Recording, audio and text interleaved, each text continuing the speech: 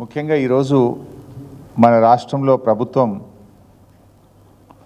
గుడ్డెద్దు చేన్లబడ్డట్టుగా రాష్ట్ర ప్రభుత్వ వ్యవహారం ఉన్నది. ఏ అంశం మీద కూడా ఒక స్పష్టత కానీ ఒక ప్రణాళిక కానీ రాష్ట్ర భవిష్యత్తును దృష్టిలో పెట్టుకొని కానీ విద్యార్థుల భవిష్యత్తును దృష్టిలో పెట్టుకొని కానీ ఒక సమగ్రమైన ఆలోచన కానీ సమగ్రమైన విధానం లేకుండా అడ్డదిడ్డంగా ఈ రాష్ట్ర ప్రభుత్వం వ్యవహరిస్తూ ఉంది. ముఖ్యంగా నిన్న మెడికల్ అడ్మిషన్స్ విషయంలో ఎంబీబీఎస్ సీట్ల అడ్మిషన్ల ప్రక్రియకు వైద్య ఆరోగ్య శాఖ ఏ నోటిఫికేషన్ అయితే ఇచ్చిందో ఇది మన తెలంగాణ విద్యార్థులకు భవిష్యత్ తరాలకు తీరని నష్టం చేసే విధంగా ఉంది. అంటే మన పిల్లలే మనకు స్థానికేతరులుగా మారే ప్రమాదం తెలంగాణ బిడ్డలు తెలంగాణకు స్థానికేతరులుగా మారే విధంగా ఉంది. అంటే కనీస అధ్యయనం లేకుండా ఎంబీబీఎస్ బీడీఎస్ అడ్మిషన్ల విషయంలో ప్రభుత్వం అమలు చేస్తున్న కొత్త నిబంధనలు ఏవైతే ఉన్నాయో అవి విద్యార్థుల ప్రయోజనాలు దెబ్బతీసే విధంగా ఉంది. ముఖ్యంగా ఇక్కడ 2-3 విషయాలు చాలా ప్రధానమైనటువంటివి. తెలంగాణ ఉద్యమం మీకు తెలుసు, నీళ్లు, నిధులు, నియామకాలు 3 అంశాల మీద జరిగింది. అందులో నియామకాలకు సంబంధించి కేసీఆర్ గారి ప్రభుత్వం మన ఆకాంక్షలు నిజం చేసింది. ఎట్లా? అప్పుడు మన ఉద్యోగాలు మనకే దక్కాలి. ఆ రోజుల్లో ఏంటంటే 60% లోకల్ రిజర్వేషను, 40% నాన్ లోకల్ అని ఓపెన్ కోటా అని నింపేవాళ్ళు. 70-30, 60-40లుగా నింపేవాళ్ళు.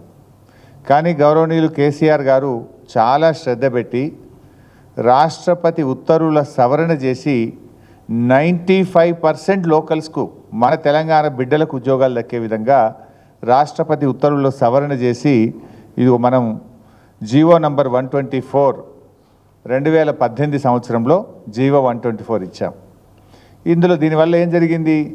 రాష్ట్రంలో ఉద్యోగ నియామకాల్లో 95% ఉద్యోగాలు ఆ జిల్లా బిడ్డలకు తెలంగాణ బిడ్డలకు దక్కే విధంగా ఇది మనము ఉద్యోగ నియామకాలకు లోకల్ రిజర్వేషన్ను సాధించాం. గతంలో ఉండేది ఏంది? 60-40, 70-30 అంటే 40% మంది పక్క రాష్ట్రం వాళ్ళు వచ్చి ఓపెన్ కాంపిటీషన్లో తెలంగాణలో ఉద్యోగాలు పొందే అవకాశం ఉండేది. 30% మంది స్థానికేతరులు తెలంగాణేతరులు కూడా తెలంగాణలో ఉద్యోగాలు పొందే అవకాశం ఉండేది. కానీ ముఖ్యమంత్రి గారు స్వయంగా రాష్ట్రపతి గారిని కలిసి ప్రధానమంత్రి గారిని కలిసి తాను స్వయంగా ఢిల్లీకి వెళ్ళి కేసీఆర్ గారు 95% ఉద్యోగాలు తెలంగాణ బిడ్డలకు దక్కే విధంగా ఉద్యోగ నియామకాల్లో మేము సవరణ చేశాం. ఇది ఎప్పుడు? 2018లో జీవో 124 ద్వారా 95% ఉద్యోగాలు స్థానికులకు దక్కే విధంగా సాధించింది బీఆర్ఎస్ ప్రభుత్వం. అయితే విద్య విషయంలో కూడా మనం చేసుకోవాల్సిన అవసరం ఉండే. కానీ ఎస్ఆర్సి స్టేట్ రీఆర్గనైజేషన్ యాక్ట్లో ఏం చెప్పారు వాళ్ళు? 10 ఏళ్ల పాటు తెలంగాణ ఆంధ్రప్రదేశ్లో అడ్మిషన్స్లో ఎడ్యుకేషన్ అడ్మిషన్స్లో పాత పద్ధతి యథావిధిగా కొనసాగుతుంది. అంటే 15% ఏదైతే ఓపెన్ కోటా ఉందో ఆంధ్రాలో 15%లో తెలంగాణ విద్యార్థులు వెళ్ళొచ్చు, తెలంగాణలోని విద్యాలయాల్లో 15% ఆంధ్ర విద్యార్థులు ఇక్కడ రావచ్చు. ఈ పద్ధతిని మరో 10 ఏళ్ల పాటు యథావిధిగా కొనసాగించాలని రాష్ట్ర విభజన చట్టంలో చెప్పారు. అందువల్ల కోటా ఉందో ఆంధ్రాలో 15%లో తెలంగాణ విద్యార్థులు వెళ్ళొచ్చు, తెలంగాణలోని విద్యాలయాల్లో 15% ఆంధ్ర విద్యార్థులు ఇక్కడ రావచ్చు. ఈ పద్ధతిని మరో 10 ఏళ్ల పాటు యథావిధిగా కొనసాగించాలని రాష్ట్ర విభజన చట్టంలో చెప్పారు. అందువల్ల దాన్ని మేము మార్చలేకపోయాం. మీకు ఇంకా బాగా అర్థం చేసుకోవడానికి, ఎందుకంటే చాలా ముఖ్యం. ఒక్కొక్కరు డాక్టర్ కావాలని జీవితాంతం కలగంటారు. పిల్లలే కాదు, తల్లిదండ్రులు కూడా రాత్రింబవళ్ళు కష్టపడి పిల్లల్ని చదివిస్తారు. పిల్లలు కూడా నిద్రాహారాలు మని ఒక డాక్టర్ కావాలని జీవితం అంతా తపన పడుతుంటారు. అలాంటి పిల్లల భవిష్యత్తుతో ఇలా రాష్ట్ర ప్రభుత్వం చెలగాటమాడుతూ ఉంది.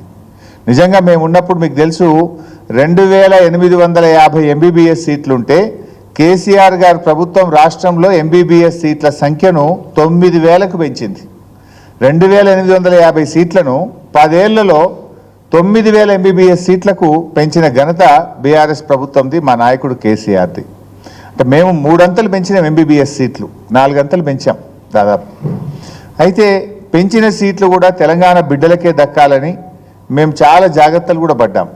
ఉదాహరణకు ఇందాక నేను చెప్పాను, 15% ఓపెన్ కాంపిటీషన్ ఉండాలి. ఏది మెడికల్ సీట్లు కానీ ఇంజనీరింగ్ సీట్లు కానీ అన్ని విద్యాలయాల్లో అన్నప్పుడు తెలంగాణలో 2014 రోజు మనకు 20 మెడికల్ కాలేజీల్లో 2,850 సీట్లు ఉండేది.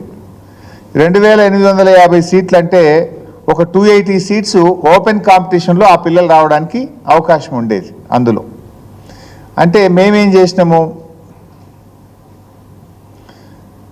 మేము బాగా ఆలోచించి తెలంగాణ వచ్చిన తర్వాత మెడికల్ కాలేజీలు బాగా పెట్టాం కదా, 20 నుంచి 36 మెడికల్ కాలేజీలు అయినాయి.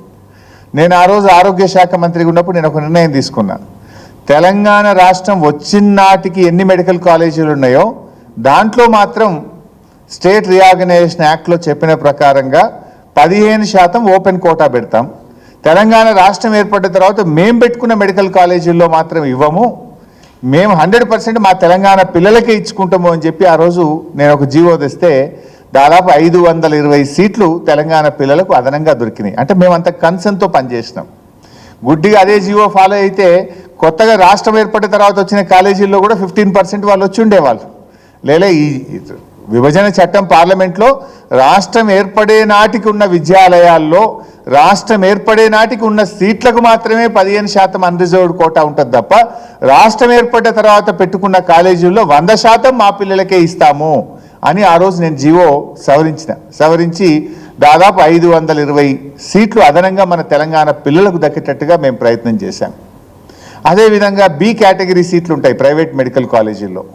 బి కేటగిరీలో గతంలో రాష్ట్రమే కాదు దేశంలో నుంచి ఎవరైనా వచ్చి ఇక్కడ చదివే ప్రొవిజన్ ఉండేది. కానీ నేను ఆ రోజు మన రాష్ట్రంలో మేం పర్మిషన్ ఇచ్చిన కాలేజీల్లో దేశం మొత్తం నుంచి రావడం ఎందుకు, బి కేటగిరీ సీట్లలో కూడా తెలంగాణ పిల్లలకే అడ్మిషన్లు ఇవ్వాలని చెప్పి జీవోను సవరించి తెలంగాణ పిల్లలు డాక్టర్లు కావడానికి ఆ రోజు మేము వెసులుబాటు కల్పించాం.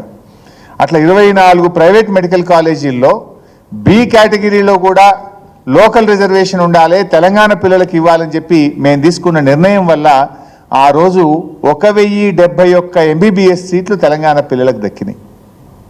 అంటే రాష్ట్రం ఏర్పడ్డ తర్వాత పెట్టిన కాలేజీల్లో తెలంగాణ పిల్లలకి ఇవ్వాలంటే 520 సీట్లు వచ్చినాయి. బి కేటగిరీలో ప్రైవేట్ కాలేజీల్లో కూడా లోకల్ రిజర్వేషన్ అమలు చేయాలని చెప్తే 1071 సీట్లు మేము ఆ రోజు తేవడం జరిగింది. అంటే మా కన్సర్న్ ఏంది, ఈ రాష్ట్రంలో పిల్లలు డాక్టర్లు కావాలి, మన పిల్లలకు మేలు జరగాలని మేమంత తపనతో మేము పనిచేసినాం. కానీ ఇప్పుడున్న ప్రభుత్వం ఏం చేసింది, MBBS అడ్మిషన్లో ఆదరబాదరగా అనాలోచితంగా ఈరోజు మన తెలంగాణ పిల్లలకు నష్టం జరిగేటట్టు చేసినారు.